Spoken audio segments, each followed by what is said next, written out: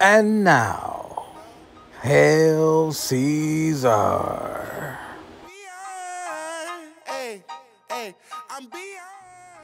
That's right, bitch. It's Hail Ceizar. Back from the grave. So Mangria asked me why I hate the authors of trash. Bitch, what did they do? Trash! They ain't do nothing but trash. Go check their record. MJH probably like them because it's all fucking squash matches like that trash ass Brock.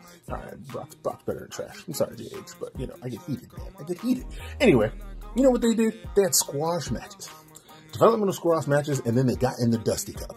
Then they squashed their way through the Dusty Cup until they fight TM61 in the finals. And it was, you know what, one of their better matches? Because it was a gimmick match. Yeah, all their best matches are gimmick matches. That's what makes them fucking trash. And fucking Paul Ellering was in a shark cage and fucking Shane Thor, that thing hit a moonsault off that fuck shit. And you know what they did? Kicked out at 2, powerbomb them hoes and win the Dusty Cup. Then, DIY Revival. 2 of the greatest. Fucking 2 out of 3 falls match. Take over what the fuck. Epic match. And what happens? The authors of goddamn trash beat DIY quicker than I beat Brettzky when I won back my decent title in 4 minutes and 27 seconds. Goddamn right. That's how the shit happened. Powerbomb them motherfuckers, win the match. Then, DIY. Authors of trash. Ladder match. First ever tag team ladder match. And you know what happens? Them crackers took finishers from DIY, that super kick knee shit, with ladders on their fucking head together. And I think they even got thrown through tables. And you know what they did? Kicked out at 2, powerbomb them motherfuckers, won the titles. Then, 3-way match. Also, see, that was another gimmick match. That was a gimmick match too. 3-way match. The Revival and fucking DIY. These crackers teamed up together. Uncle Dax and Johnny hitting that DIY super kick knee combo. Fucking Jumpin' Mad and fucking Cash hitting the Shatter Machine, beating them hoes up. And then after like a 15-20 minute match, the longest match they've ever been in, and what they do? Kick out at 2, powerbomb all 4 of them motherfuckers, and then keep their titles. That's the kind of trash. That's the final authors of trash shit. Every fucking gimmick match is win because it's a fucking gimmick match. They ain't had no real matches that were good. It's just as boring as fuck. Then, what another great match they had? Fucking War Games match. Yeah, original War Games match with Roddy Strong in them. Versus Sandy. And then they get handcuffed and beat up by 4 members of Sandy and lose the title and go on to do what? Be shit on Raw with Seth Rollins. You know, making Seth Rollins look bad and fuck shit. That's why I hate the goddamn authors of trash. But you know what I don't hate? I don't hate winning predictions, bitch. And I ain't even on the pod this week, but y'all fuck boys already know the punishment, so you gotta do what you gotta do. That's right, that's 3 in a row. Your boy is on fire. Now I'm off to Crockerland, Kentucky to sip bourbon and chase white women and hopefully don't get lynched. And if I don't, I'm back next week. And as always, hit that fucking music, man. From now on, you can count me Lazarus. From now on, you can count me Lazarus. From now on, you can count me Lazarus. From a dead man walk. Lazarus. From now on, you can count me Lazarus. From now on, you can count me Lazarus. Welcome everybody to the After Party Hangover, and this is the duel. That's right. It is Mangria fueled along with the great brettzky 99 minus Big Carpe, Julius Caesar. He is off blacking out in Kentucky at the moment. So it'll be us hosting the hangover today. We're going to kick it off with AEW's Road Rager. However, let me address something. Ooh. Yeah. So we did some predictions, and turns out we lost to the man who is absent. Naturally. And the punishment, I don't know, punishment? I'm kind of happy I lost, honestly. Yeah. This is kind of a unique punishment because I just want to address an issue. On May 23rd, 2020, a young lady by the name of Hannah Kimura, she committed suicide. What the fuck? It's a young Japanese wrestler, and I just want to put out a warning to Kei Yosef. I don't want you to suffer the same fate. You see, there's a certain person in our Still Real universe. He's actually a major player. His name is Jake Travers. Was sending Hannah fan mail, and to avoid responding to the multiple letters, multiple micro dick pics, multiple harassments, She just, and Kei Yosef, I'm just warning you right now. You're a valuable asset to APPW, okay? I don't want you to suffer the same fate. Do not let that tub of goo get into your head or send you pics or whatever. I know you're a super fan of his. Weirdly. Not sure why. There might be some partial brain damage. I don't know if Hiroshima's radiation's still there. I don't know what happened, Kei Yosef. I don't know. But just please be careful. Stay clear of that poison that is Lord Jake, because he will corrupt you. Do not do anything stupid. You got friends. Reach out. Reach out to 10 cunts or even the million calorie man. He's back. He's alive. Don't remind me. Don't remind me of that, Mangria. Reach out for help, okay? Because Lord Jake is a virus and the million calorie man is the cure. But I digress. Okay. What a way to turn that into a plug for the million calorie fuck. AEW Road Rager. It's Wednesday night, and you know what that means. Marco Stunt was shoved inside his locker again. We start out with the South Beach strap match with Cody Jarrett with Waffle House Arn versus QT Marshall. The disrespect with the no entrance for QT or his factory. Cody gives his weight belt to Special Needs Hick in the crowd. Speaking of crowd, Amanda Nunes is also there. Solo gets involved. Dustin gets involved. I appreciate them having a strap match. Plenty of whipping and utilizing the strap. They're not reinventing the wheel or anything, but you know, it's nice to see something that wasn't a trios tag. We'll get to later. Cody extra pandering to Miami crowd, pausing to shake hand with a kid in the crowd. QT sports the crimson mask. The lights go out. They play it off. I was hoping someone was going to destroy Cody, but nothing happened. At one point, JR cuts off Excalibur on commentary and says, "Sorry, Mark." I was like, what the fuck? Is that his name? QT wraps up Cody in the strap and hits the draping diamond cutter on Cody, who was hanging off the top turnbuckle. Cody kicks QT in the nards. QT spits, lands on Cody's neck. Cody wins after 3 crossroads in a row. I gave this 5 pretzels. It killed time, made the crowd happy to kick off the night. These are our pretzel ratings, by the way. We rate the pay-per-view through 1 through 10. There's a t-shirt for it. The spread shirt, good luck finding it. Brettzky, what were your thoughts on the opening contest of Road Rager? You should put the spreadshirt, by the way, in the description for these videos. I will say that because there are some good shit on there. There's some good shit on there. And of course, the only time we ever give out zeros for the pretzel ratings is when it's Cynic or when it's Sammy Guevara versus Matt Hardy, because yeah, the first thing is I didn't watch this live. I was going to wait till today, the day of the recording, to watch it. And I remember Ceizar, you know, rest in peace for the week. Ceizar came up. His liver. Yeah, dude, if I was his liver, I would be demanding like 20 weeks overtime, like half the year vacation days. Man, that's not a job I would take. But yeah, so I was laughing as he mentioned something about QT getting disrespected and like, what's going on? And I turn on the TV, it just goes black and there's no QT entrance. It's hilarious. I find it funny the way they've booked QT Marshall of like, or Marshall, I don't know, of how he's been like a factor, an important player, then not, and then an important player, and then not, and then he's in the Cody feud, so he's the main focus, but no, it's a go-go, but now it's QT, and I don't know, like, I don't know, it's just kind of hard to get behind him as a heel or a face, because it's kind of like very stop-start of if he's the main focus and if he's a threat or not.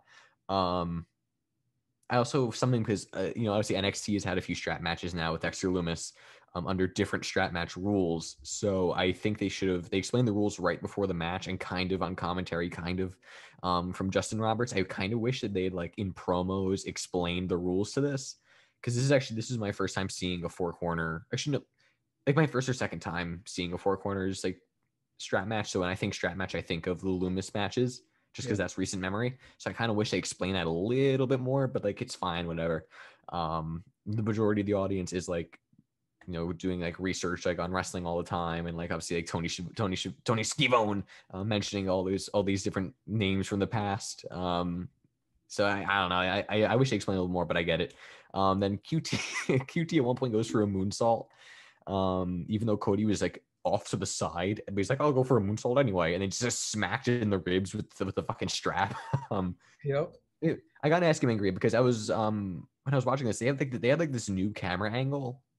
Like, did you notice like the new camera angle was kind of like weird and like super zoomed in? Like, did you notice that, or was that just me?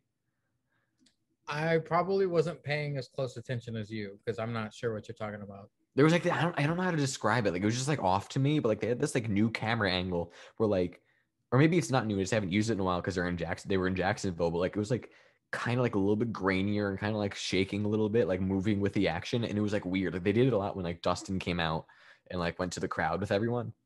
I don't know. I don't know if that's like a new thing or not, but that was like a little bit weird to me. This was a side note in the middle match that I remembered. I wish they'd remind the crowd and the audience and the viewer that Cody can't challenge for the world title, because they always say like a commentary like, oh, Cody's, like the best wrestler in the company, that kind of thing. But they like that was very early on in AEW. It was like, yeah, he lost, he can't challenge for the world title anymore. So like it's like if I'm a new viewer, again, this whole thing with casual viewers, new viewers expanding. If I'm a new viewer, I see this, I hear them hyping up on commentary. He never loses, that kind of thing. Like, oh well, why wouldn't he go for the world title? Like, I wish they kind of remind us every now and then, or like have like, whoever's in a feud with him, like, oh yeah, and you can't challenge for world title, so why the fuck are you even here? That kind of thing. Yeah. I don't understand why QT Marshall is here in this spot. Like, again, like if you're gonna push a guy to a spot, I get it. Like, go with that guy. Like, if like Jinder Mahal is WWE champion, there's a reason behind it, whatever it is. Like, yeah, he may not have been the best WWE champion, but like they went for it. Like, they're just like, you know what, we're gonna try to legitimize him, put him in that spot, and make him seem worthy of that spot. And he kind of did improve, like as he was WWE champion. But with QT, like I said earlier, like he's sometimes the focal point, sometimes not, and like sometimes he's a threat and sometimes not. So like they just need to like I don't understand why he's there. I'm personally not really a fan of QT Marshall, but like if you're gonna push him and let the fans then decide, okay, we don't like him because he's a heel, or we don't like him because he's the shits, whatever it might be. But just push him fully. Like and that's for everyone, Jungle Boy, all these guys, give them a sustained push and make them a sustained focal point at whatever level they're at. And then gauge it. Don't go like 2 weeks. He got a slightly negative reaction. Then we'll push him to the side for today. Oh, then we'll go back. I just wish they'd more focus on that. I have to imagine though that due to Agogo being operated on, maybe Agogo was supposed to be in this match, and QT because let me explain why I chose QT in predictions. Is because I didn't think this was going to open Road Rager. I thought it was going to be the trios tag. I did too. Open it just to, and I thought I don't know. The reason why I chose that is because I thought it was going to be in a different spot. Plus, I thought they want to extend the feud. That's why I picked QT. Why did you pick QT? Same kind of reasoning. And also, I didn't realize until I predicted, and then you told me that Agogo was injured and under surgery. So I thought really they were going to focus on the Agogo feud, but I guess like they couldn't. And at that point, I'll respect the rules. I was already locked in at that point. But that was your caveat too. That was your exactly caveat. Yeah. It's like I had a lot going on Agogo, but no, I agree with this. I didn't think this would open. I mean, I think they know the one thing they do know their audience. Like the current audience they have, so like it makes sense. Like as of now, the majority of them are still big Cody fans, so like it makes sense. Give them like it wasn't like a good opening match necessarily, but like it got the crowd hot, like you were saying. So I get why they put it here, but I was with you. I thought this maybe be like the semi-main or something like that. So I don't, or maybe even the main event. I don't know, but it's Cody. But that was kind of my reasoning. I didn't realize that Agogo was hurt until after. Yeah. So I was thinking more of the Agogo stuff, but whatever. But yeah, so it was weird. Like to me, like it started out fast paced with like Dustin coming in and getting rid of Solo right away. Then it got slow again, and they were kind of figuring everything out, and the crowd was kind of dying down. And then it got hot again at the end. So I don't really know if that was really well like spaced out. You know what I mean? Yeah. Like I feel like if they did the stuff in the middle first, and then they had the stuff that was in the beginning and then the end, it would have been paced out a lot better. Yeah, then Cody went low. With no reason. This wasn't like after he got spit on or slapped or anything. He just kind of went low. at one point. And also it was funny. I was laughing. QT when he hit the turnbuckle diamond cutter. Yeah. The fourth turnbuckle that he didn't get to hit was the one that was like right there on that turnbuckle, but he just didn't hit it. Like he could have easily just like tapped that and then gone around. But I guess again for the story, like for the Cody comeback, he can't touch that. But I was like, I'm yelling at my TV like, what the fuck wouldn't you just touch the turnbuckle? By the way, that happened twice. It happened with QT and it happened with Cody. Cody Yeah, was yeah. right about to hit the fourth turn, and QT like barely was tugging on the strap. Like Cody could have went, get the fuck out of here and tapped him. He made it seem like QT had like a death grip and he couldn't move. Right. But yeah, then he. I actually then the last thing I would say before my my rating is I will give AEW credit where it is due, because whenever I start to regain my youthful idealism, Cody will win and it will ground me down to normalcy again for a few months. I give this. I mean, I thought it was just weirdly paced. I think they could have paced this a lot better. I think if you switch the middle and the beginning parts, it would have been a lot better. And also it's kind of hard to do old school matches with that within their environment, especially. So I gave this 4 in the salt. I don't think that as someone who's not as like super high on Cody and who's not a QT Marshall fan, I don't think this was the right way to open the show. Obviously I get it with Cody being Cody. I like with like the popularity he has like in that crowd, I get it. But I don't think if I was tuning in like for the first time and I saw this match, I'd be like, oh, I'm gonna watch this the rest of the night. So I don't think it was the right spot. I think they could have paced it a lot better. There was some stuff like some like weird things like Cody going low and all that stuff. So I gave this 4 on the salt. I mean, it was fine, but it wasn't like Well, what did you good. think was gonna happen when the lights went out? What did you think? I don't know what I thought. I actually for a second I thought, oh shit, Ogogo's back. He's fucking Terminator apparently, because I was really riding on that. But no, I wasn't really sure what to think. And then they kind of played off as like the power outage. And I'm like, that kind of makes sense, I guess. But then like Cody and QT didn't look phased. So I was kind of thinking about it. But no, it turns out that was really good foreshadowing. Go with later on, what happened later on, of course. But no, I was kind of like more thinking that was like the hurricane and stuff like that. If what would have happened later on happened right there, I would have got a point, damn it. No. We both would have. No. I still think it's hilarious that if Excalibur's real name is Mark, that is so fucking appropriate. Oh, sorry, Mark. Up next, Sean Spears' backstage promo interrupted when Sammy throws a chair in his face. Gotcha, bitch. Tony in ring interviewing Kenny Omega with Don Callis. Callis calls Tony a geriatric Tommy Bahama model. You got fired. Chants from the crowd. I guess I watch Impact. Real men don't quit. They get fired.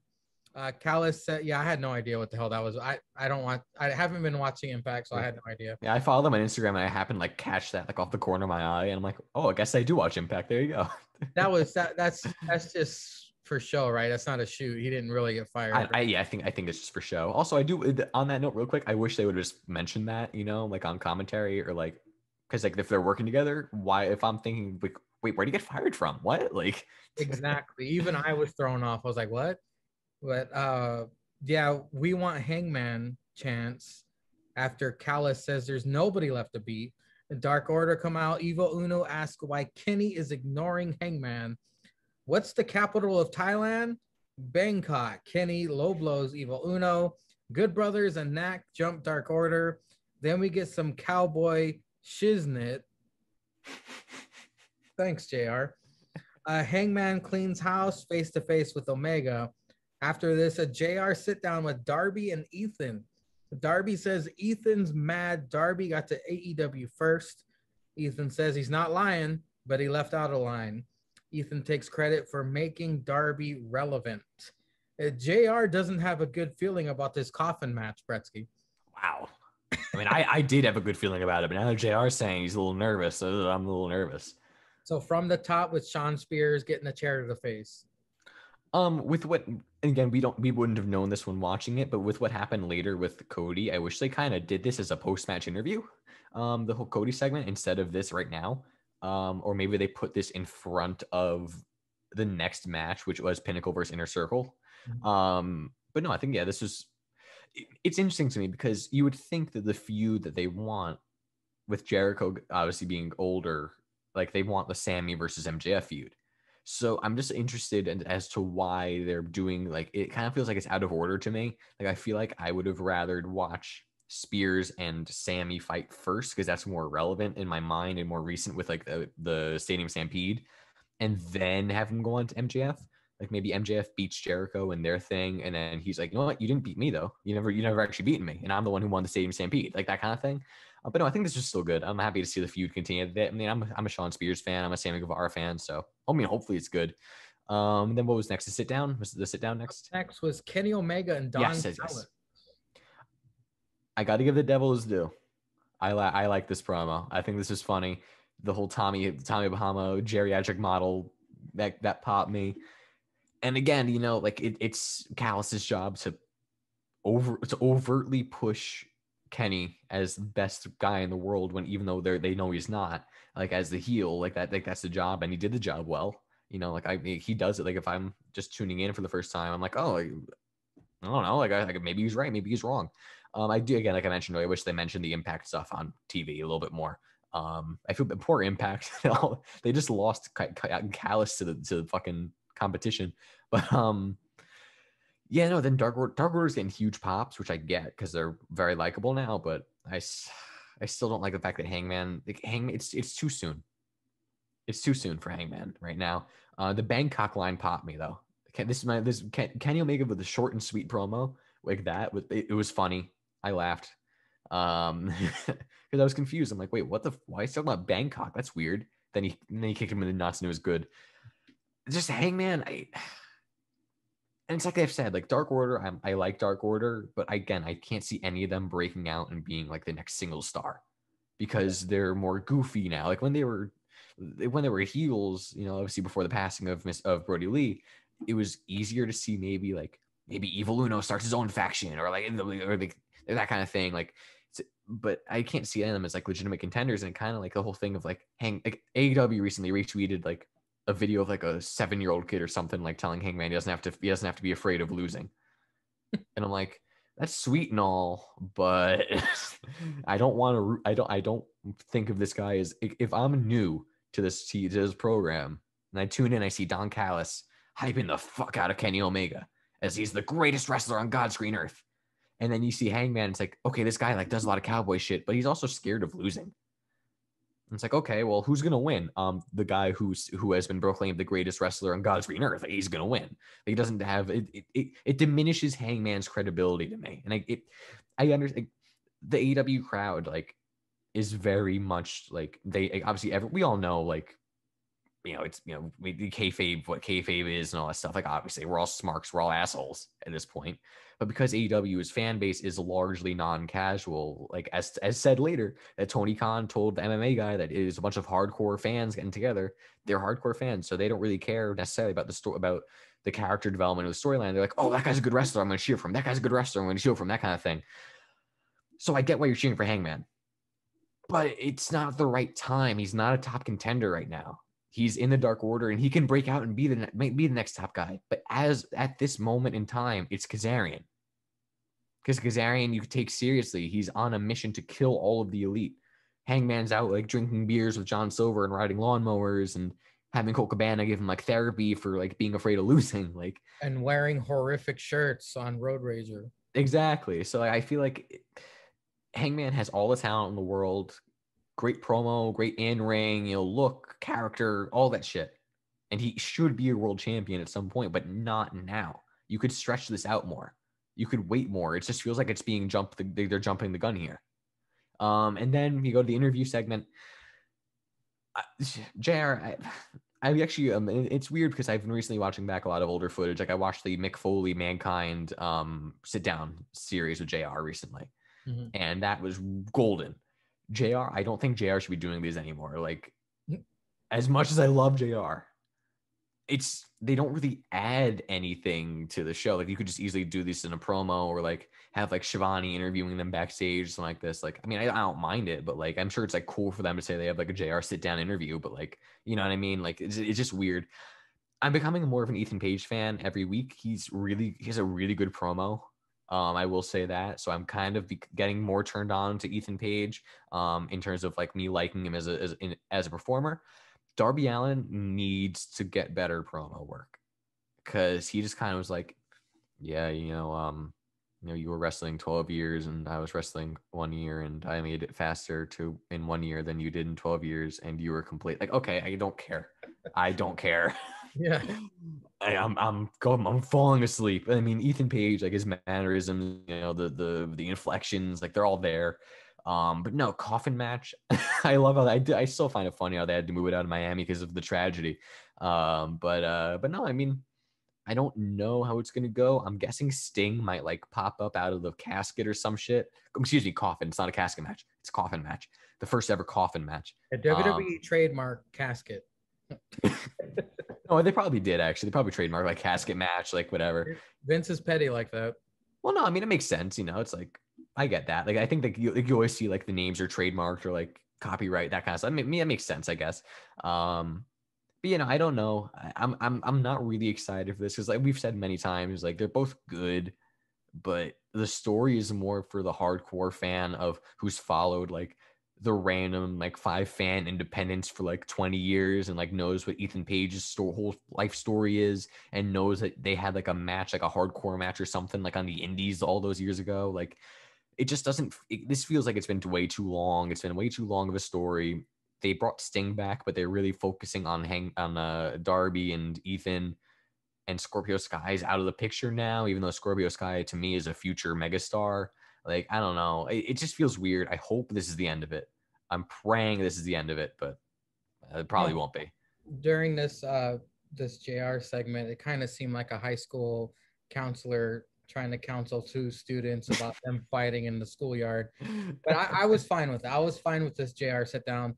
The only thing that bothered me about this JR sit down is when he tries to overhype it. Right before this segment aired, he goes, "This was one of the most compelling interviews I've ever done in my entire career." I was like, "Oh shit's going down." And like I said, it was like a high school counselor, and it was like 5 minutes too, like telling these 2 kids, "Oh, don't you say you're gonna end this career. I don't got an easy feeling about this." It wasn't something bad's gonna happen. Yeah. Up next, we get the trios tag team match. Wardlow, Uncle Dax, and Cash with Tully versus Hagar, Santana, and Ortiz with Conan. Hagar, a house of fire, whooping up on Pinnacle. Inner Circle, great chemistry as usual. Commercial picture-in-picture. Pinnacle continuing to get beat down until Wardlow tagged in. Santana looking jacked on this match. Did a poetry in motion cannonball to a sitting Cash and got nothing but the top turnbuckle. Hagar wants him some of War Dog, and the 2 battle it out. The scuffle ends in an ankle lock to Wardlow, but FTR hit the Shatter Machine with a distraction from Tully. The Godfather, this is their words, the Godfather of Latino wrestlers tries to attack but gets chop blocked by Tully. 4 pretzels. Brettzky, what did you think of this shit? Yeah, I mean they started off good with the brawl between Dax, Uncle Dax, by the way, as we've said, phenomenal Twitter follow. The brawl between Dax and Santana. I did see he recently trademarked the name Mike Santana. Don't call yourself that. Don't change it. Don't give yourself the first name of Mike, please. Yeah, and it kind of got like, it started off good with the brawl, but then it got really clusterfucky. Yeah. Like, really quickly. And like, I understand it's like a blood feud between the factions and all that, but like, it just got way too like everyone's tagging in every 2 seconds and beating like way too fast. Like they could have waited for that. And also we keep getting the Hager and Wardlow, like where one of them just like is alone. They go, come on, and that kind of every week, and it just kind of diminishes it. It's kind of like just like it's like, okay, yeah, we saw this last week and the week before that and the week before that. Like at first it was really cool, but now it's like, okay, we've seen this. Why should I care even more than I did the last time? And then you get the Pinnacle win after a big rig. Of course, I just put Shatter Machine because fuck that name. No. I approve. It's a shout out to Brody. That's the Brody name. That's why I approve of it, because that was Brody Lee's nickname, is Big Rig. Oh really? I had no idea. Yeah. Okay. So I mean, if it was not for that reason, I would call it the Shatter Machine, but because but no, I respect it. And yeah, so Pinnacle hits the big rig to Hager. And then, but why would Hager take the pin? Like, why have Wardlow pin Hager and not like Ortiz? Because I feel like if Wardlow pins Ortiz, then the tag team then they can't say that FTR beat them because FTR didn't beat them. Ward, and you can keep everything fresh. Hager can say that Wardlow never actually pinned him, that kind of thing. But now it's like, I kind of understand it, but like I feel like they could have gone about this better. Instead of like having the singles beat, pinning the singles, they could have had it like the single pin the tag. I feel like that would have been better. I gave this 5 and the salt because it wasn't like great, but like they had some good things in there like thrown in, like to enough to the point where it's like, okay, I can kind of forgive this thing a little bit and this thing a little bit because it's a blood feud. But no, I think overall it could have been a lot better, and it was kind of rushed. So I gave this 5 in the salt. I gave it 4 because it was short and just a personal preference of mine. I would have loved to see Hagar tap somebody out with the ankle lock because that's, like I said, my personal favorite submission hold. I like. Let me throw you a little pop quiz. Do you remember Jack Swagger's original finishing move? Wasn't it a Swagger bomb? Yes, it was gut wrench power bomb. I love that he has the ankle lock now. That's awesome. Well, he's had that in WWE. He had that at the Patriot lock for a while. Yeah. But his original finisher, was the Swagger bomb. I'm trying to make some sense out of this because Hagar and Wardlow faced off one-on-one. Wardlow won, right? Yeah. Am I frozen? You are frozen. Wow, I look real deep in thought there. Yeah, you're really concerned about Wardlow right there. And then the second match was the MMA fight, right, where Hagar won. Yes. So I'm thinking by giving Wardlow the win in this one, Wardlow can rub it in Hagar's face, setting up the rubber match, possibly, for All Out or something, or Fighter Fest or whatever the fuck they got. I guess, but like I feel like they should just be done with all of it. You know what I mean? Like, because I feel like that could be a feud later, but I feel like because they're both still in the factions. Yeah. So if MJF versus Jericho is the ultimate like end of the factional warfare, I feel like they shouldn't just be all of a sudden, oh yeah, Hager and Wardlow want to fight again, by the way. Like just but they're gonna do their thing, and we're all gonna be out there in the corners and beating each other up, and then Sean Spears can come with a chair and that kind of thing. So I get what you're saying, but I think I would hope they just kind of want to end all of it soon. The blood and guts really should have been the end of everything. And then the Stadium Stampede, they had that stipulation: if you lose, you break up. That should have been it should have went both ways. In other words, the Stadium Stampede match should have been the final nail in the coffin. The Inner Circle won, so Pinnacle should have broke up. That should have been the end. I see what you're saying. They're dragging this out way too long. But because the thing is, like, I wouldn't mind it if they spaced it better. Because like it was the Blood and Guts, and all of a sudden, right after the Blood and Guts, Stadium Stampede, yeah. And then like all of a sudden, all these random matches, like space it out, like Blood and Guts. Then we have a month and a half, then Stadium Stampede, then a month and a half, then do this. And they just space it out better, and it would be a lot more digestible to watch. Give it time to breathe. Yes, yeah. and don't do the same exact promo segments every week. Up next, the Good Brothers promo. Machine Gun Carl Anderson going to challenge Jon Moxley for the IWGP US Championship next week on night 1 of Fyter Fest. Bring on all the pay-per-views, Brettzky, because they're bringing them all this summer. We got Fyter Fest. We got Road Rager. We got Fight for the Fallen. We're going to have Rage in the Cage, Penis in Uranus. It's all coming this summer. But up next, the MJF and Jericho face-off. Fan runs in, tries to attack MJF. Jericho looks legit pissed off. You could tell by his eyes. He looked fucking pissed. Dude, that dude tweeted out later on at Jim Cornette, "Did you like my debut on AEW Dynamite?" Oh, he didn't go straight to prison?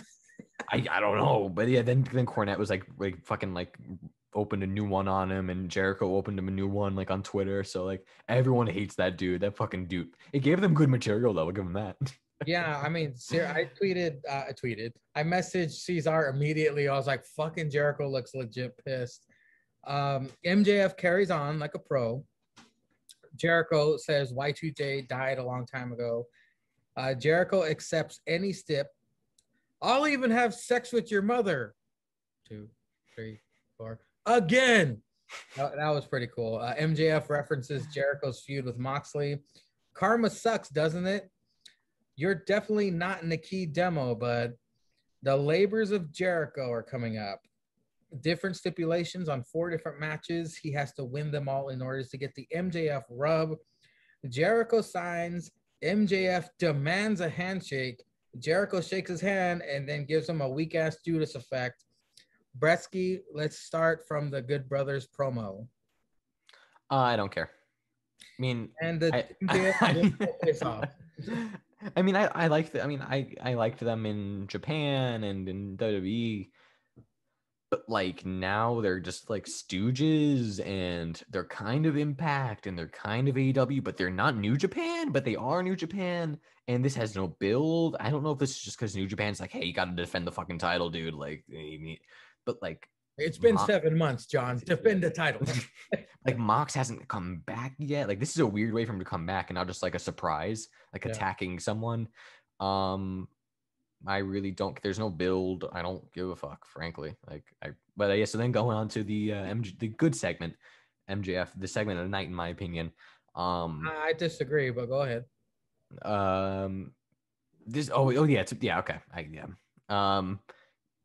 This was good. I mean, this was really the fucking idiot fan gave them content, so it gave MJF look more like a heel and Jericho like a face. Maybe it helped out in the end.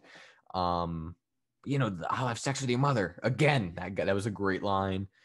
Also MJF's character work of like how he used to idolize Jericho and then like turning him against him, like just the development of that has been so great.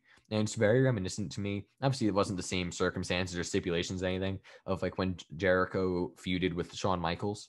Yeah. And how he's like, I idolized you and all that shit. So I think this is really, really well done by MJF. MJF, obviously a great promo. Because when is MJF not a great promo? Yeah, just like I didn't grow up in a dumpster like Miami. I grew up in Plainview, Long Island, which is hilarious. The good firm handshake. Yeah, the Judas Effect elbow was not very well done, but no, it was still good. MJF sold it like a champ.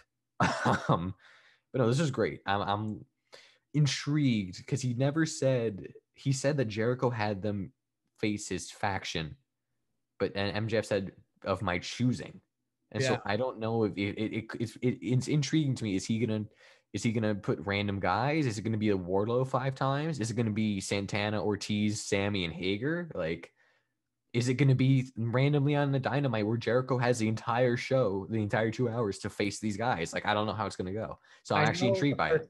The first match is a last man standing match with Ribby. No, I just want to harken back to what you said about the Jericho. It's kind of reminiscent between Jericho and Shawn Michaels. You know what's really going to be a good feud in the future? Sorry, Andy, but when Izzy gets to WWE and takes Bailey. Oh, yes. That'd be so good. And now it's the segment of the night. Yes, it is. Tony interviews Dr. Britt Baker, DMD, with Rebel, not Reba.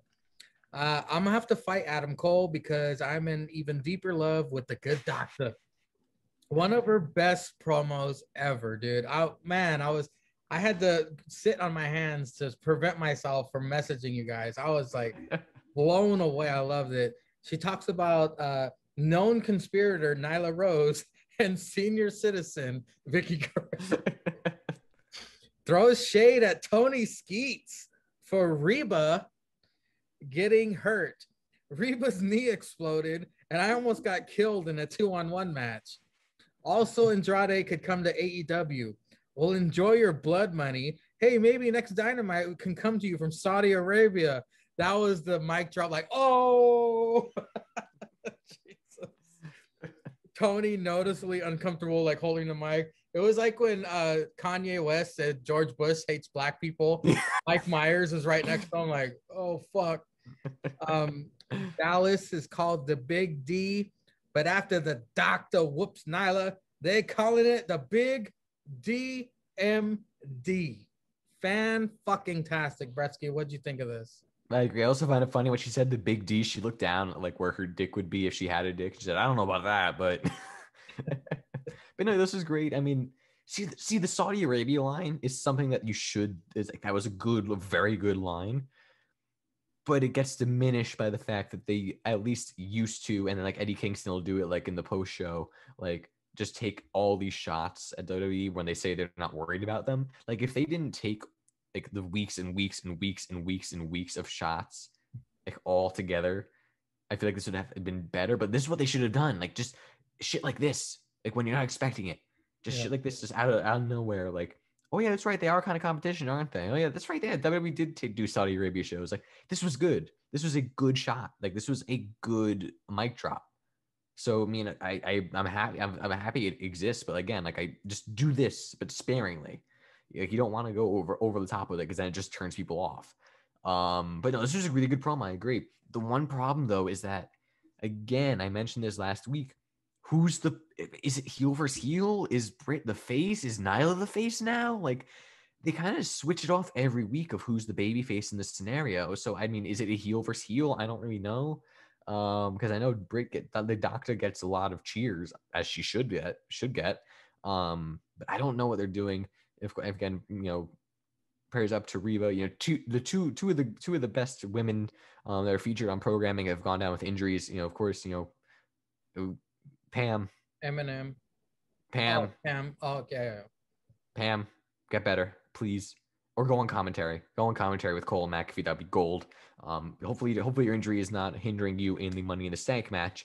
But yeah, no, I think this in Reba. I hope she gets better as well because I mean, she's great. She's great as the assistant. Her doing the little motions, like who's worried about that? And she's like, yeah, she's worried about that. Like, it was great. But no, that when she called her Reba too, she goes, "It's Rebel." Yeah. This is great. I agree with you. I mean, she's always on with the promos. Like she's the shining star of that women's division of honestly, maybe even the show. So, I mean, always happy to see Britt Baker on the TV. And the big DMD line was great as well. Like the way she can incorporate that into so many different things, and it's always great. This is gonna be really quick. Matt Sydal versus Andrade El Idolo with Vicky Guerrero. Oh, senior citizen Vicky Guerrero. Yes. Andrade in a black mask and a pinstripe suit. Andrade is great, of course. We get all his greatest hits. It's always a toss-up on what Matt Sydal we're gonna get of the night. Tonight we got sloppy Matt. He should have faced 5 or Lee Johnson. Andrade with a hammerlock flatliner. The El Idolo after the match applies a Rings of Saturn with his belt. Of course, Andrade is awesome. Massive fan of his, not of Matt's. I gave it a 4 pretzels because of Matt Sydal. But I digress. Brettzky, thoughts? Yes. So Matt something. You didn't get his name right. It's Matt something. My bad. I'm glad Andrade borrowed Evil Uno's mask prototype for the night for his attire.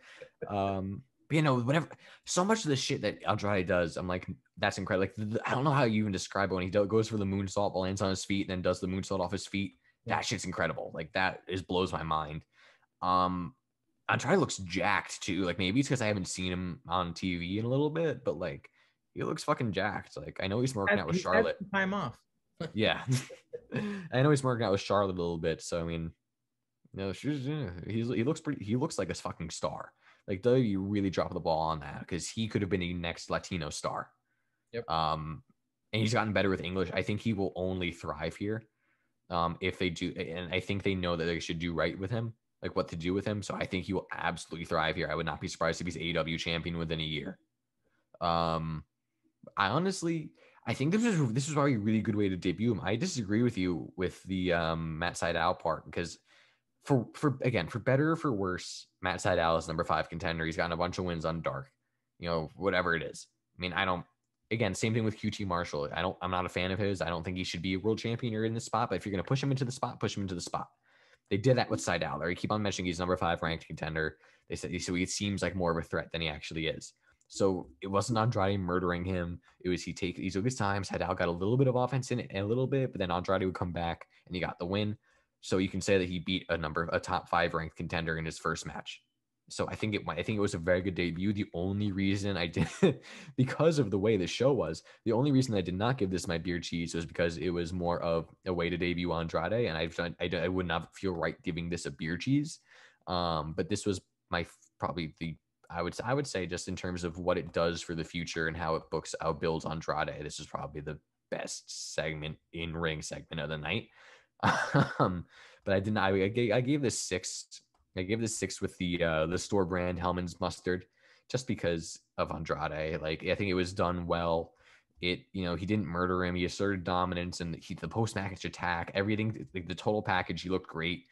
Vicky. I didn't like the Vicky thing at the beginning, but it's growing on me.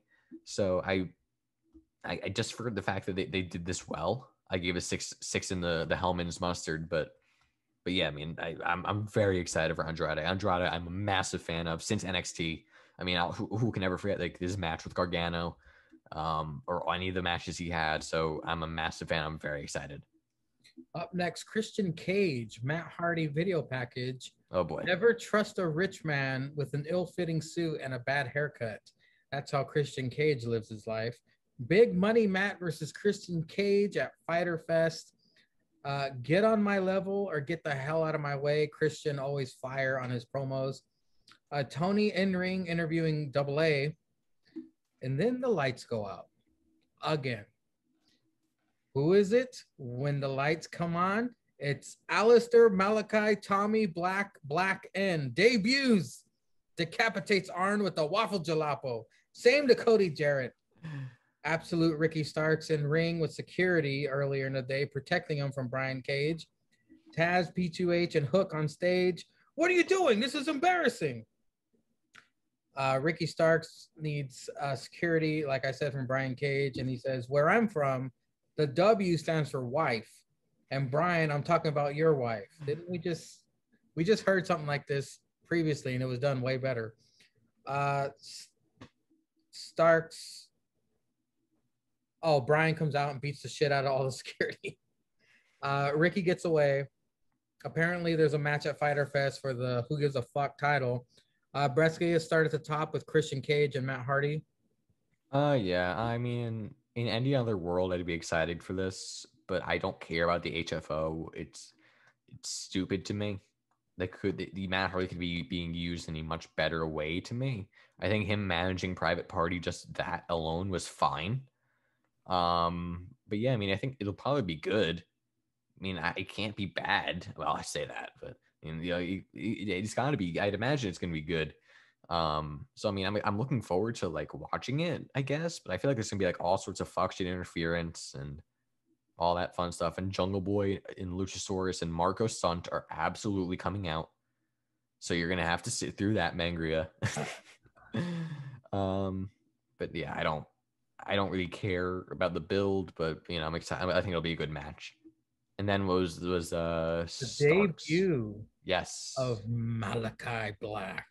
This was great, except for 2 things. One, like I mentioned earlier, this should have been immediately following the Cody match, in my opinion.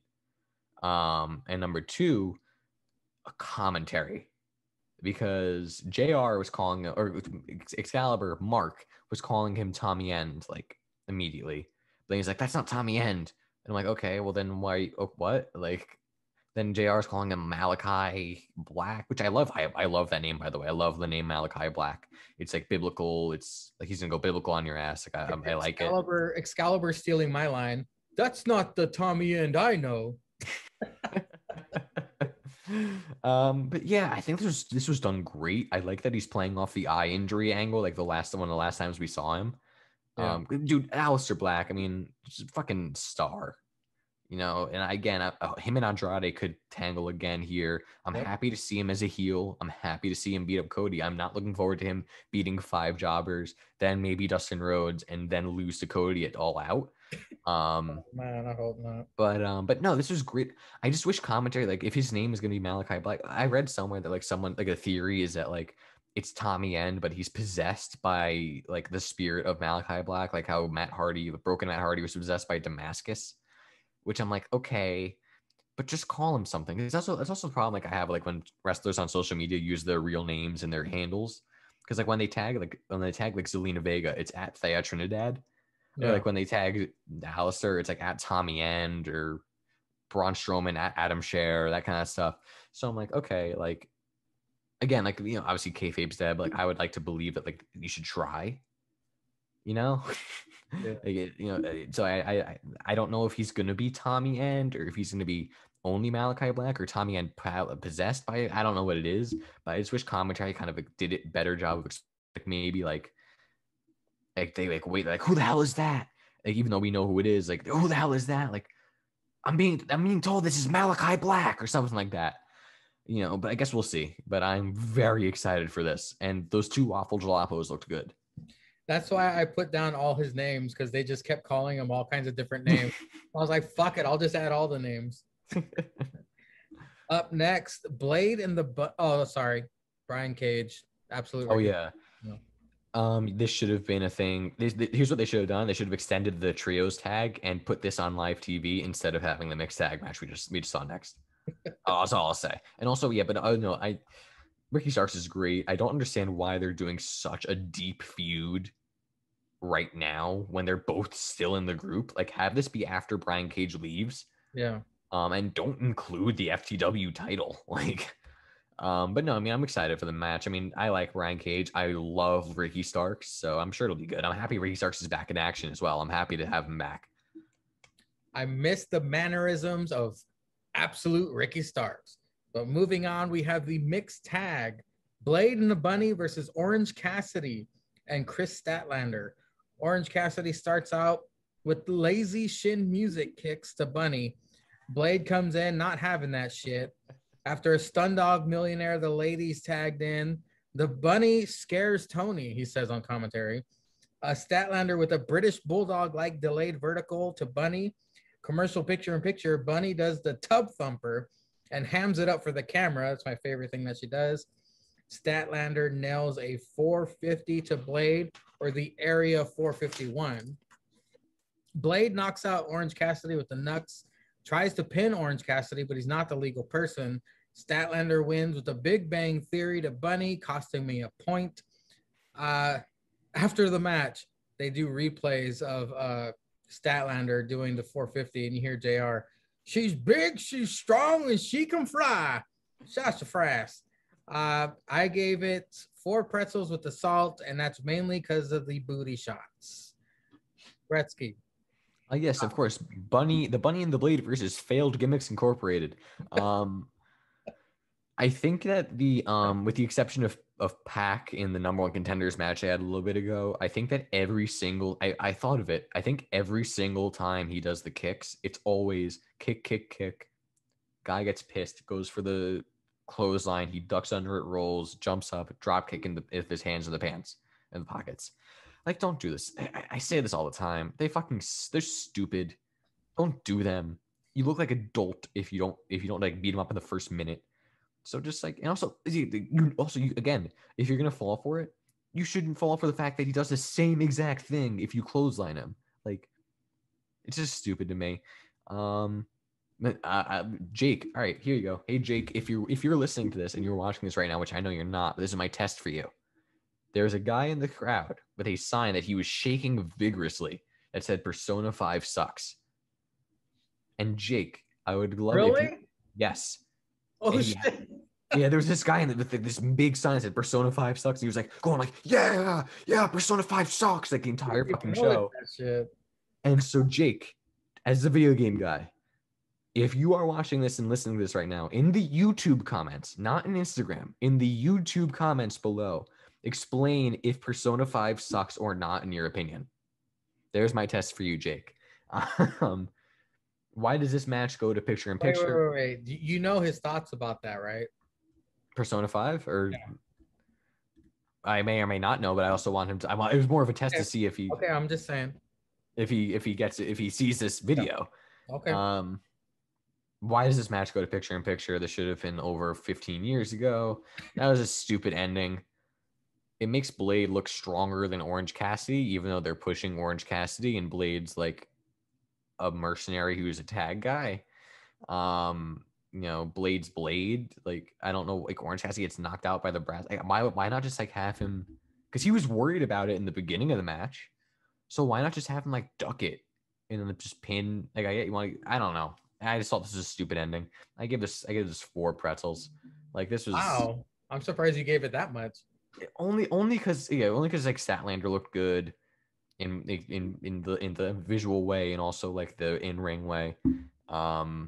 I love the name Area 451 as well. That's a great name for it. It's really mainly because of Statlander. Up next, Jungle Boy gets a 50 wins trophy. Whoop-de-woo. Tony interviewed American Top Team and crowd. Old man. This was the fucking segment of the night. I'm sorry to Dr. Britt Baker. This is the segment of the night. Old man takes the mic and says, AEW sucks. Yeah. I am now a big fan of Dan Lambert. Murder Hawk beats down Lambert. Jake the Snake rubbing his dick on the middle rope and smiles. Brettzky, please explain your love for your segment of the night. Oh, this is so good. This man gets interviewed and I'm like, who the fuck is this dude? I know who Amanda Nunes is, and I kind of know who the other guy is, but like, who's this dude? And they're like, oh yeah, he promotes like this, whatever, MMA. I'm like, okay, whatever. I don't really care. Cool, they're cross promoting. Then he gets in the ring and he's like saying everything that we all think. And I'm like, no way, this guy is awesome.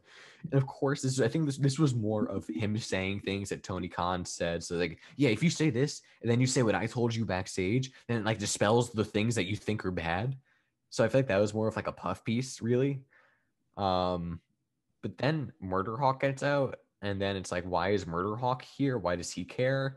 And why does he beat him up? Like, they've botched Murder Hawk like really big. Like, I say this all the time, he was so good in Japan. I loved him in Japan. And now he's here. He start booking again. He's stop start. Is he face? Is he heel? I don't know. Why is Jake there jerking off? It's just, I don't know. It ended weirdly, but they got the cross promotion, and I now will watch it. That guy Dan Lambert, you're a real one. Respect. That's why after I saw him, I jumped on Google. I was like, fuck that. I'm going to get this guy's name right. Up next, the main event of the night, it's a street fight for the AEW Tag Team Championship, which pits Eddie Kingston, your mother, and Penta El Cielo Mero versus the Young Cucks. Eddie and Penta immediately attack the Cucks. Fight spills out to the barricade. Cucks accidentally super kick Knack. Nakazawa got knocked out, Excalibur says. That was the line of the night for me. Forehead Jackson sets up chair in the ring, but Penta and Eddie put both cucks on the chair and kick their heads. The Waza nut shot with the chair to Matt Jackson. Eddie and Penta with tables. Eddie accidentally rips apart the Walmart table. Penta with the destroyer to Matt Jackson off the apron through the table set up on the outside. Commercial picture-in-picture. Shoddy table set up in corner. Another table set up on the outside. Eddie put through shit table in corner. Forehead Jackson senton off the top rope to Eddie, who was holding a trash can. Everyone's heard of the toughness of Rancho Cucamonga, JR says sarcastically. With Matt in trouble, Eddie with the rear naked choke locked in. Forehead Jackson 450s the ref. The Good Brothers come out, of course, fucking things up. Cutler on the apron trying to spray his cooling shit gets taken out by the elite hunter himself, Frankie Kazarian, giving Ceizar the fucking parlay. Eddie had the match won. The new ref out was about to count to 3, but gets pulled out. Frankie taken out by the Good Brothers. Eddie introduces thumbtacks. This is where I perked up. Thumbtacks, but Matt Jackson tosses a handful of tacks to the eyes of Eddie. I've never seen that before. Forehead Jackson on the tippy top rope Hurricane Rana to Penta on the tacks. Forehead Jackson puts tacks in Eddie's mouth, and Matt super kicks Eddie in the mouth. Never seen that before. Both cucks pin for the win. Thanks to the numbers game and some tacks, the Bucks retain. I finally woke up during this match because the whole night I was like, 4 pretzels, 4 pretzels, 4 pretzels. And then finally we get a great match. I really enjoyed this match. This gets my beer cheese of Road Rager. I gave it at 8 pretzels. I really enjoyed the match. Brettzky? Oh, oh, all right. Hey, I respect it. Yeah, so here we go. It's the main event. The Bucks getting attacked during their pyro. To me, that's getting pretty old because they do that every single time now. At least with Eddie. I'd say this fast-paced balls to the wall start is good for a street fight, but I frankly think they would have done this anyway, whether it was any stipulation or anything, because that's how a lot of these matches are. I gotta say, Nick Jackson 415 the ref instead of Matt when he was in the rear naked choke was awesome. I really enjoyed that spot. I think I'd never seen anything like that. So I think this was great, like a great way to get heat and to like prevent anything from happening, because he tapped right after the 450 hit. Which I don't know if a lot of people saw. Then Kazarian. Yo, Frank Kazarian out here. I don't like that he got beat up.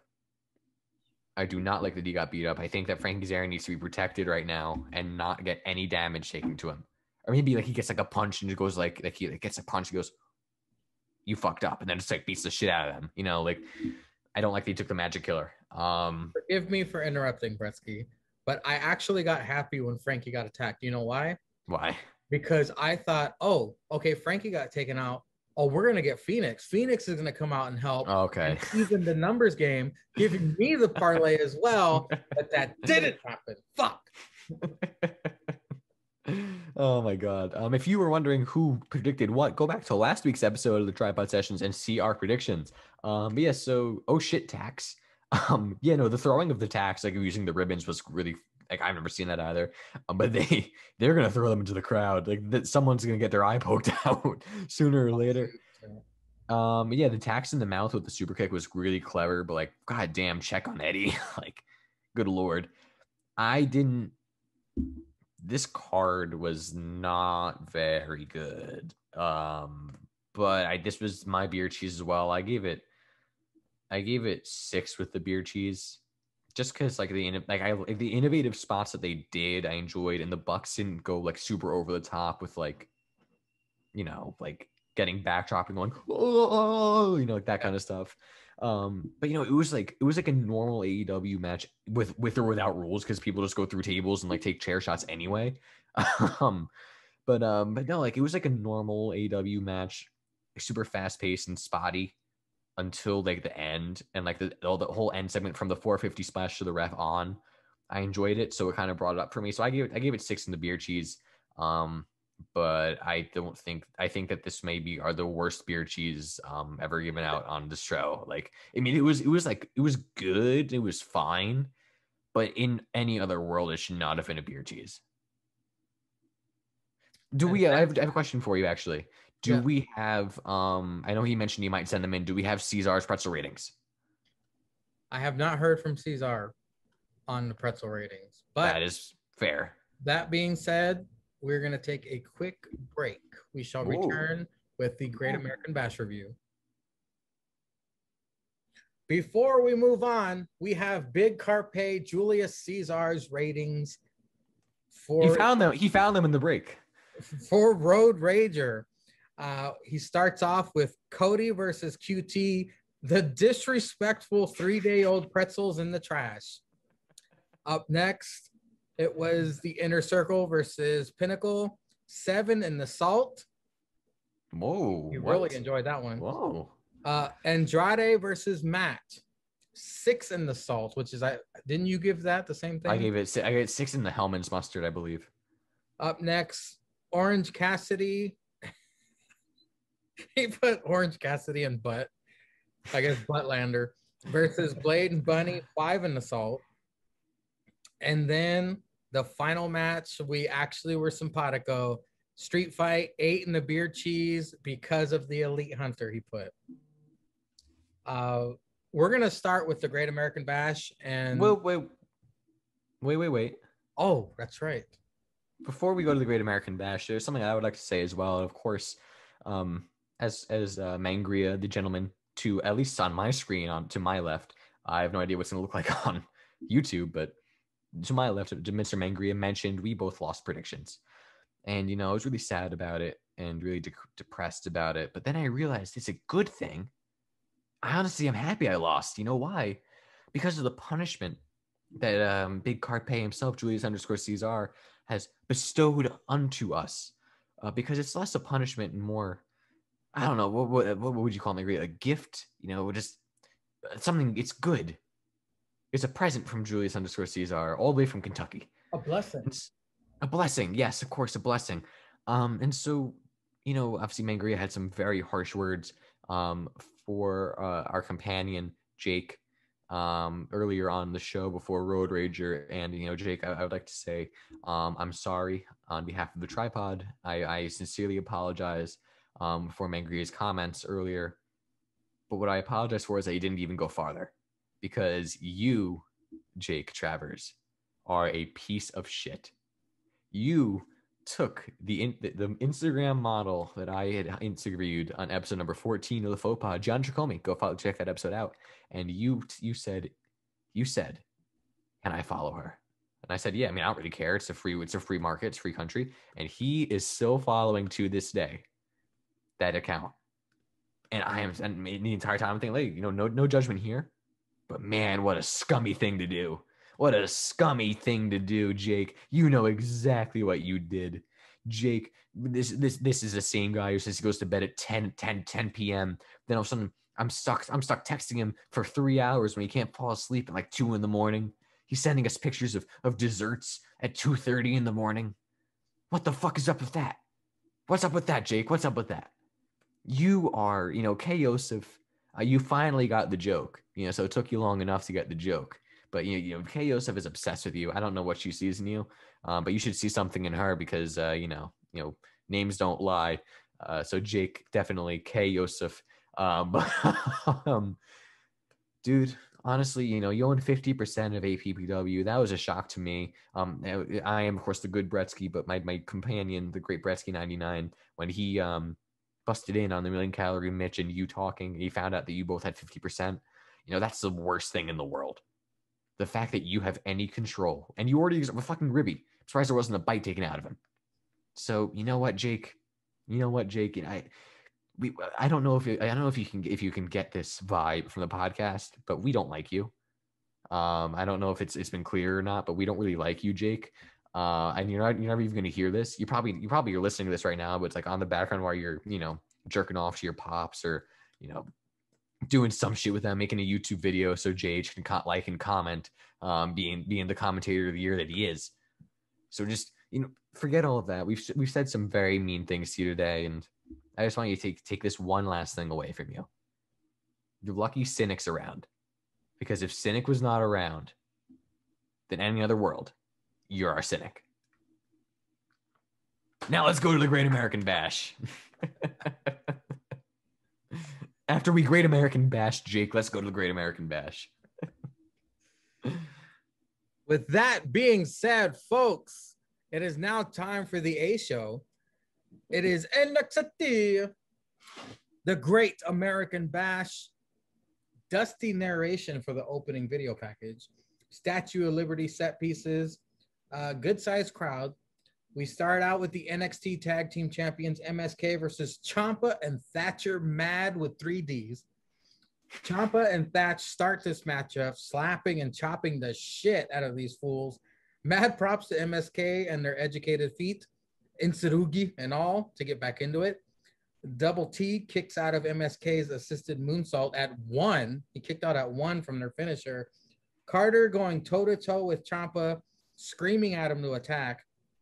Double T accidentally uppercuts Ciampa. Lee with an impressive corkscrew salt to Ciampa on the outside. Double T had ankle lock on Lee. That's my favorite submission, if I hadn't said it already. But Carter forced the break by shoving Ciampa on the Double T, when then Lee, with the most devastating move in all of sports entertainment, wins with a roll-up, inside cradle, hard-hitting, fast-paced, but lackluster ending. I gave it a solid 6 pretzels. Brettzky, your thoughts on the opening contest of the Great American Bash? So they were dueling chants in the crowd. So that was I was happy with that, because MSK is a babyface team. I don't know why they've been getting booed, so I was happy to hear that. Everything Thatcher and Ciampa do looks like it would put me in the hospital for like a month. So I'm like that's the best compliment I can give them. And Ciampa, man, like Ciampa's just so good. Like Champ is so good. Yeah, he just like when he did the running knee in the corner and then he did like the sleeping gesture, like just shit like that. It sells things. It lets things sink in and be like, oh shit, like that, like damn, like this dude's a psychopath. Like they were so good. There was some good back and forth, but it was mainly Thatcher and Ciampa in control, which I thought at the time would set up a good potential comeback for MSK, whether they're going to win or lose. Betty Phoenix with a phenomenal line. Quote, from the depth of the fight pit to the top of the mountain is tonight the night for Thatcher and Ciampa. That was a great line from Beth. I will say I think Ciampa has like at least top 5 knee like a knee strike in the game. I think it's him and Riddle. Like, he's so good with that. Then the mid springboard. The Ciampa dropkicked Lee mid like handstand, whatever it was awesome. Here's where my problems started though. Is that Lee kicked out of Project Ciampa. And why would that happen? Why on earth?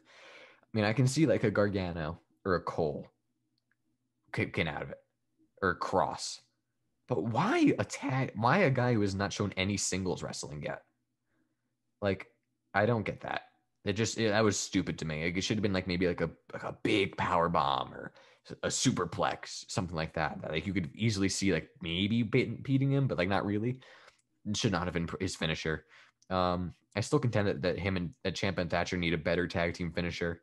But yeah, then MSK won via roll up, and I was not at all happy with that. I think the match was great until the end because A, the wrong guys won.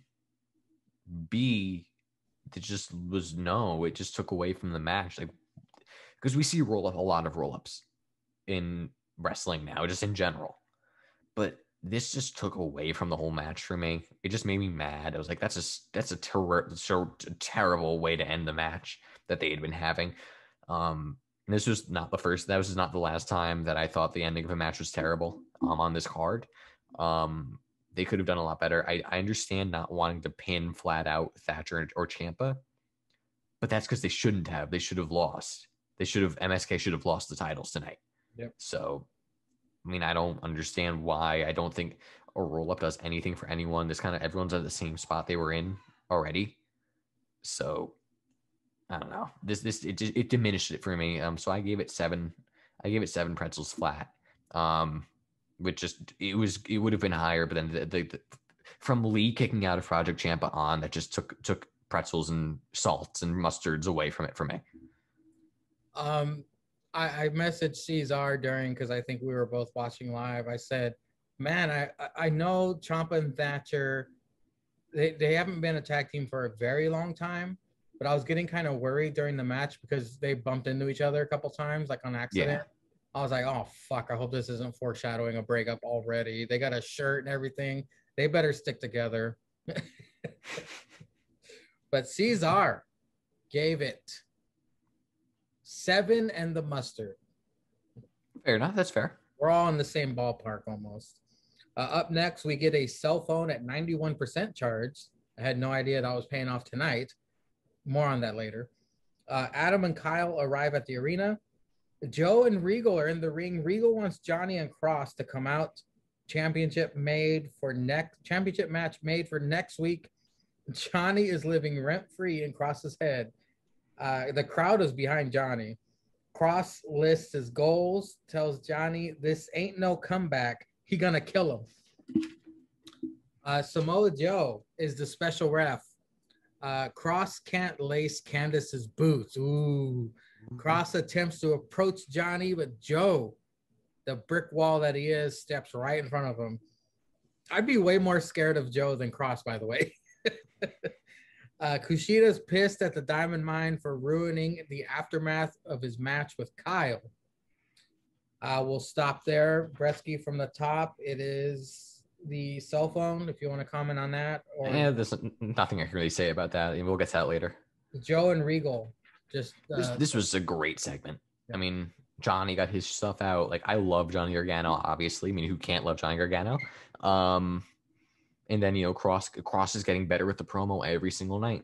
And he had another great promo here. and this thing is, I love it because like, we obviously talk about free money with NXT, like, and we talk about like extending builds with AEW. Like, there's a difference here because yes, you can make the argument that this could be held out until the next takeover, but at the same time, the story is like one that does not need to be told for another few weeks. Like, it's not like it's been a long-term thing for a while. This makes sense, especially with the way Cross's character is and the way Johnny's character is.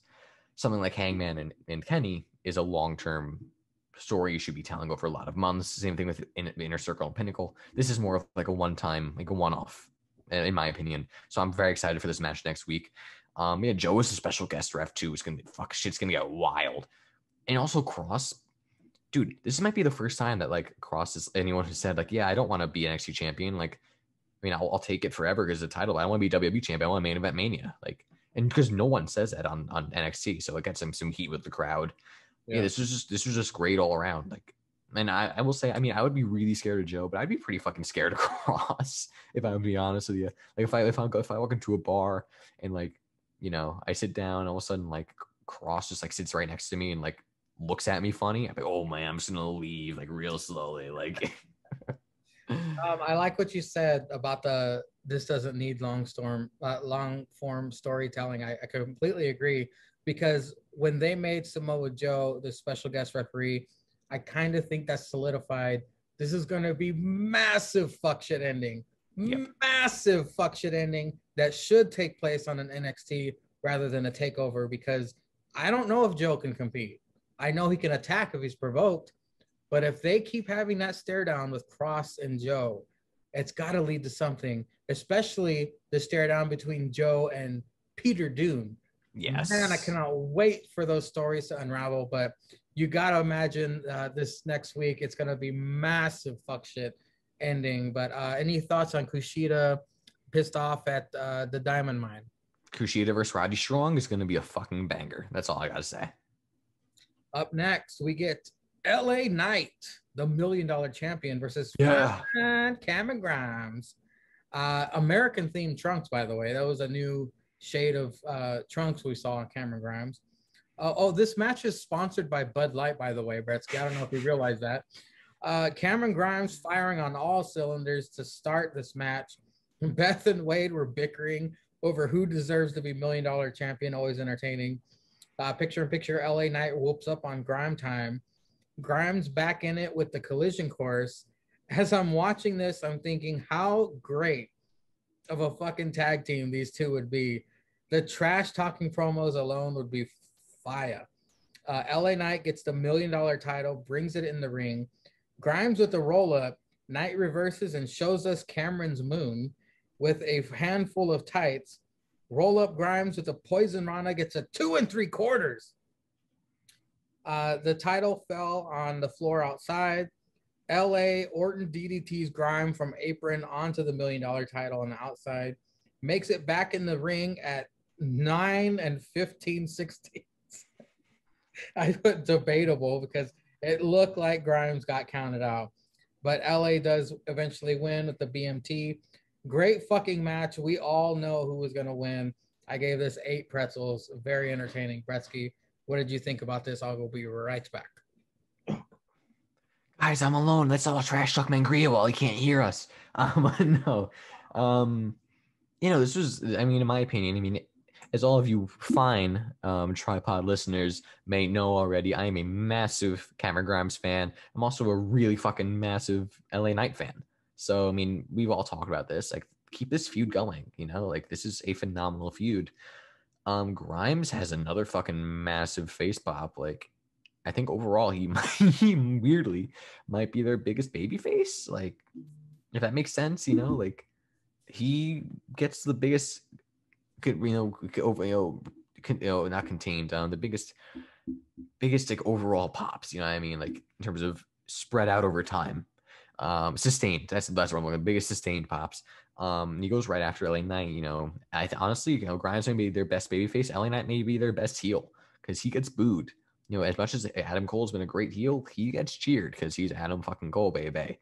But LA Knight, just the way he interacts with the crowd and his mannerisms and all that shit, LA Knight may very well be their best heel. So this honestly could have had their best heel and their best babyface at the time. In their match. Yeah, it was great because both of them, like in their movesets and their mannerisms and their promos, have a great mix of new school and old school. So it's a very entertaining thing to watch. And then the genius spot of the night. They had a lot of genius spots in here. The ref could not count the 3, even though Grimes got 3, because he had to put back the title that LA Knight brought into the ring. So that was a genius spot, in my opinion. A great near countout spot. Great near countout spot at the outside because it was very subtle, but like it makes sense. And then it was a great ending because, dude, the fact, because it makes Grimes look good because he got up from the fucking DDT onto the title onto the floor. He staggered back in. He showed the heart, but then he just couldn't take the BMT. And it makes both of them look great. And I'm very excited to see Vanilla Virgil because this is going to be fucking fun. And of course, BMT. What does BMT stand for? Sorry. I'm not sure. Okay. Bacon, something, and tomato. A great line from Lade. Oh, Jesus Christ. A great line from Wade. There's gonna be Bud Light Seltzer lemonade flowing tonight. So I end up giving this 8 pretzels as well. I mean, I really enjoyed the fuck out of this match, and it was close to getting the beer cheese, but something else edged out later on. I think we're going to be simpatico on that. Ceizar gives LA versus Grimes 6 in the mustard. The disrespect. Up next, straight Sonya and Walbutt hating on Shotzi. NXT breakout tournament participants are announced. I didn't write them all down. We'll see it in live action. They got some good looking big guys in that tournament. Stark and Io Shirai versus Candy for the NXT Women's Tag Team Championship. Indy's Wedgie already the MVP of the match. Thank you, Stark and Io, for the multiple pin attempts, putting the Discoloration Nation on notice. Both teams pretty even before the commercial break. Stark with the waffle jalapeno kick to Indy. Now I'll be concerned every time I see that fucking move executed because of what happened to Eminem. Io and Stark, good chemistry as a team. After a missed moonsault, Candice locks in the Gargano escape to Io, while Indy locks in silence to Stark. Come on, Dexter, give me that bonus point. Lights go out, cell phone 100%. Oh shit, here we go. Tegan Knox appears on stage. Candy wildly distracted. We get a K360 by Stark. New women's tag team championships after Indy was pinned. Despite me not getting the fucking it was a good match. I gave it 7 in the mustard. Brettzky. I would just like to say I like how they brought Tegan in for this feud with Candice. And now she's on the main roster in a tag team that she's actually not in. So hopefully they're just up there for like a few weeks and then they come back or something because like they got other shit to do in NXT. Like they should be on the main roster, but come on, like they just debuted her again, like, and Shotzi not with Ember. That's weird. So I always love the gear. The gear that from the way is always awesome. It was an interesting back and forth start. I was concerned because Io and Zoe worked too well together for me. There should have been more strife, or like, because they're not a tag team. So like, be like, oh, like I want to go for the moonsault. Well, how's that supposed to want to go for the moonsault? I didn't know you wanted me to tag you in, that kind of thing. I like how with every match they have, Indy gets more and more time to shine. And so she gets time to show that she's improving, that she can hang. Oh God, the battery was Tegan Knox. It's awesome, but this means the way is losing, doesn't it? Yup, they lost. That was bad choice. They should not have lost. I like Tegan returning, but this could have happened at the end of the match, after the match ended. Here's the thing though. The issue with having specifically NXT Women's Tag Team Championships is there's not enough time on their one show to like they give it legitimacy, and there's not enough actual women's tag teams. Like they have a stacked women's roster, but they haven't pushed a lot of actual tag teams other than The Way and TCB now, but they weren't in the beginning. And Raquel, it's really TCB, which there may not even be a thing anymore. Dakota and Raquel and The Way. So there's not enough teams or time to give it an actually long run to legitimize it, in my opinion. Like I understand why they change the champs so quickly all the time, because like there's 3 teams, so it keeps it fresh. So it's not the same 3 teams getting repeat shots for 9 months, but like it just diminishes the titles to me. I gave this 5 pretzels and the Hellman's mustard. The wrong team won. Io and Joey should not have won. I think the match was like fine, but I don't like the way lost. It was just like I mean, I know this isn't a takeover, but they try to treat it like a mini takeover. This is not like a takeover match. This could have easily happened like a regular NXT without like the build up or the hype. And then my last note is that just saying, Dexter came out after the match. Mangria, you do not get a point. Don't try me. Ceizar messaged me immediately after this match ended. I'm trying to figure out where it was because he said, when you interrupted me, this is what I was trying to say was going to happen. Damn it, I can't find it. Hold on. Remember when you were cutting me off at NXT? This is the point I was trying to make. That there's not going to be long runs probably for these tag women titles because they're hosting the best women's division. That's what Ceizar messaged me immediately after the match ended. Ceizar knows. Your thoughts on Tegan?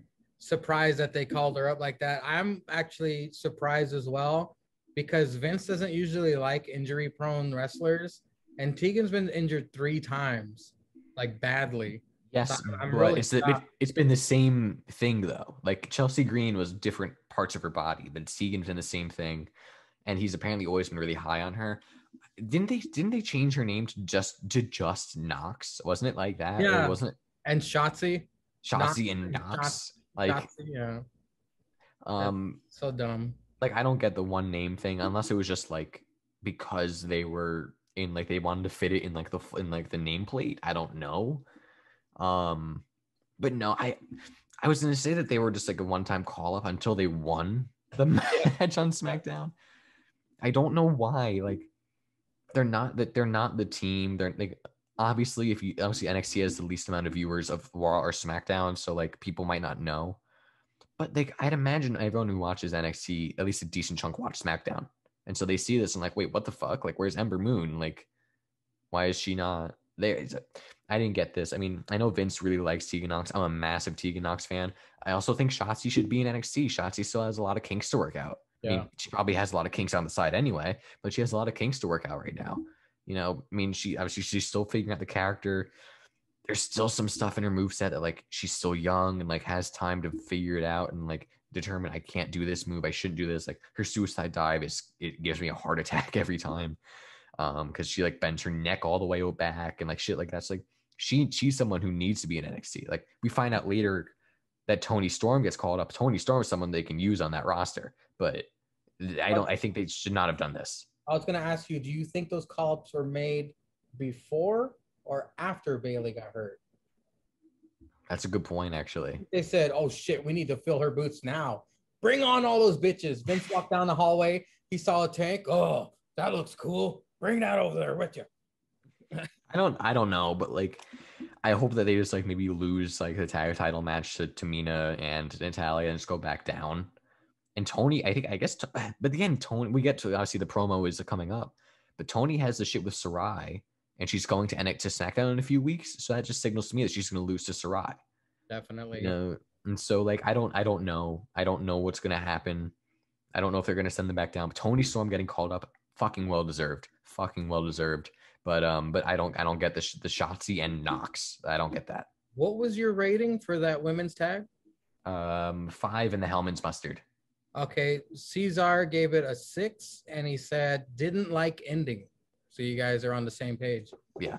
Up next. Oh, Tegan whooped up on Candace afterwards. Yeah. I left that off.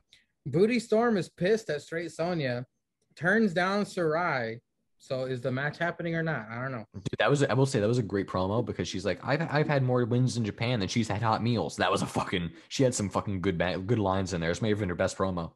And then, like you said, they replayed during the commercial break after the fucking match. Dexter comes out there and carries Indy to the back. I was like, fuck.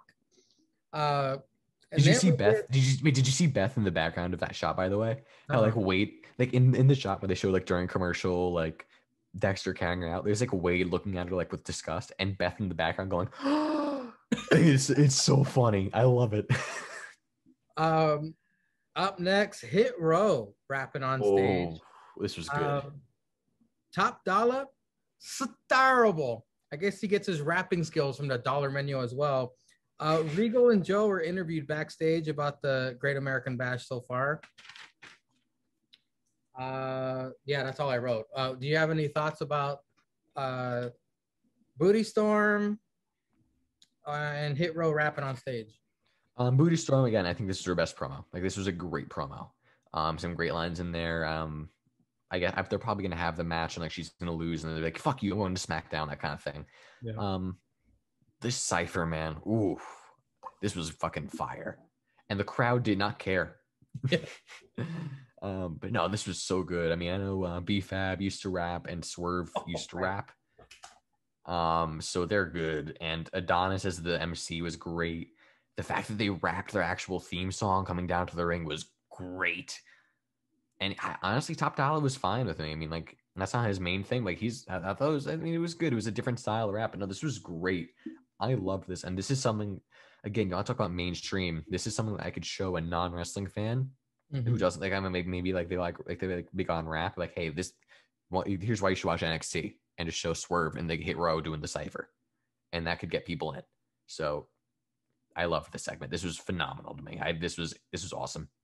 I wrote that Top Dollar should be the what's that fat guy who always says his name all the time? DJ Khaled of the Hit Row, because when he was in the background going, yeah, tell him, yeah, what's up?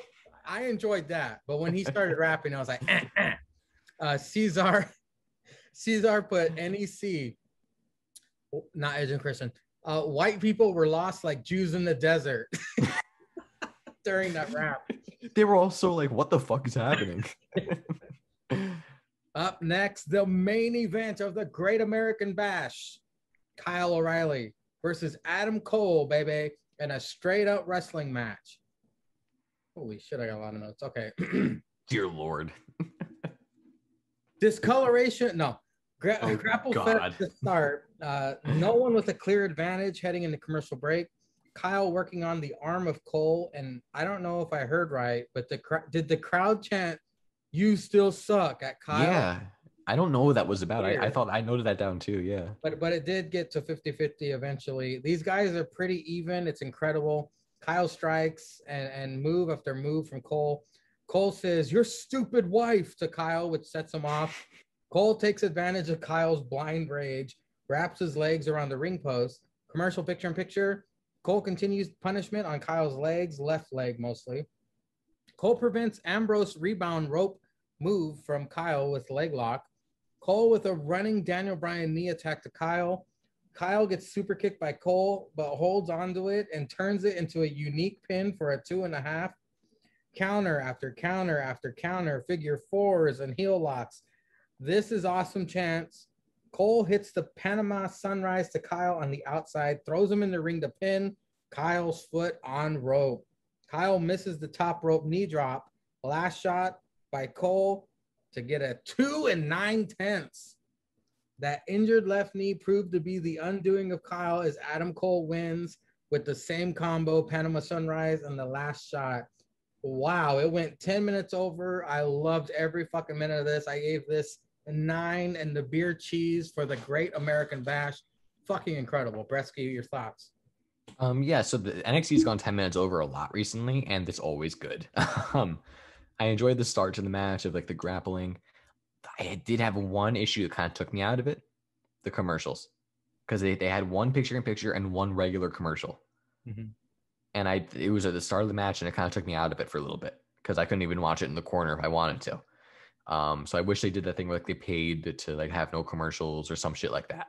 Yeah. But once we get back from the commercials, there was more great back and forth, and Kyle with the continuous butterfly suplexes, and I see the same thing like when Cole went to the knee to prevent the wacky clothesline, or whatever they call it. It was great.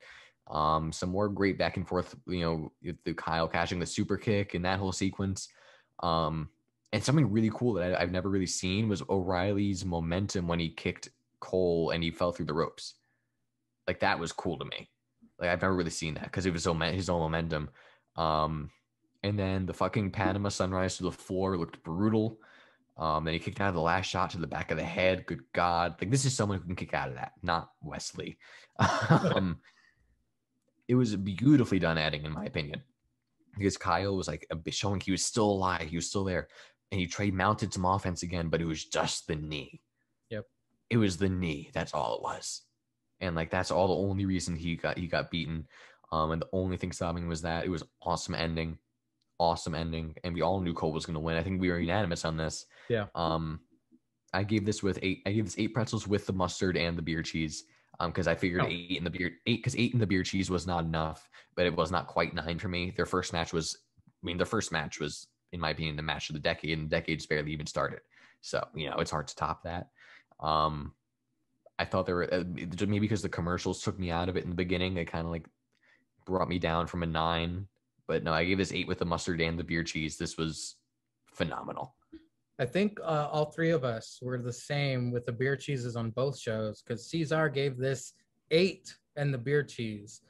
The main events were straight fire on both nights. Very enjoyable couple nights of wrestling. We made it, brettzky. The after party hangover duel is now over. So I hand the floor to you, my friend.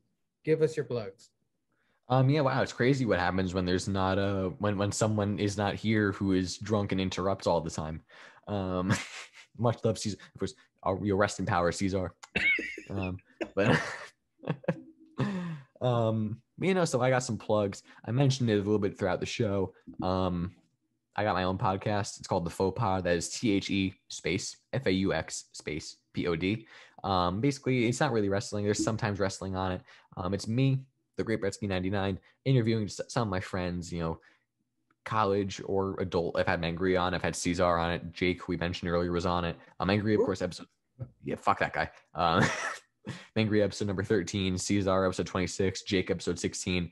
I've had all the Still Real Boys, a lot of Still Real Boys on. I'm gonna have some of them, more of them going forward, hopefully. It's like me talking to some of my friends, college or not. I've had my mom and dad on there, for God's sakes. Just shooting shit about life, and you hear about real life problems from real life people that are not like people you may not have necessarily heard of them or know them. But that's a great thing about the faux pod. You can learn something new about something you already know, or you can learn about an entirely new human being. If the title intrigues you, the description intrigues you, the picture on the Instagram intrigues you, you want to click on it, you just want to scroll through randomly and just click stop and listen to this episode, go check it out. I mean, it can't really show. It's not really showing. Angria background was the death of me. It's every week the background gets you. Damn. Yeah, so last week actually I had 2 new episodes of the faux pod because of just scheduling conflicts. There it's there we go. There's episode, actually, the Mangria has up right now is episode number 62 with Gabby Conti. And of course, there was episode number 61 with the true Ravishing Russian, Yulia Dolganova, who is on there as well. So 2 great stories. Just a little brief synopsis. Episode number 61 with Yulia talked a little bit about how she moved to Florida from Russia at the age of 13. Talked about her college journey, how it's crazy. She's transferring to Babson, which is my school. Talking about Florida real estate and how she used to be a model and traveling and all that stuff. And then episode number 62 with Gabby Conti, talking about how how she deals with life as a student athlete in cross country and track, and talking about, dealing with the pandemic and life during pandemic and growing up outside of Boston, talking about Starbucks news and TikTok and viral marketing and all that fun stuff. So there's always something you can enjoy about the faux pod, whether it's just, you see the description, you like it, you see the title, you like it, you see the picture, you like it. Of course, if you can only see the picture on the Instagram or the Twitter, the Instagram for the faux pod is at thefauxpod.cast. That is at THEFAUXPOD.CAST. And on that Instagram, you will find the post about new episodes. What is that? You'll find the posts about new episodes. You'll find throwback posts. You'll find, if you're on time, the joke of the week polls. You'll find posts about, just like if there's scheduling changes or anything like that. and all of that fun stuff. Comment, follow it, like all the posts. Go on. Same thing on Twitter. It's at the @FOPOD_cast. A little bit less inclusive, all inclusive because of the limitations of Twitter. You can just like, retweet, comment, that kind of thing. If you're listening on, you can listen on Spotify, Anchor, Google Podcasts, Apple Podcasts, Google Good Pods, wherever you get your podcasts. So give it a follow, subscription, turn on notifications, leave a 5-star review. Really appreciate that. That's the plug for the faux pod. Of course, I am at the Great Brettzky 99 on Instagram.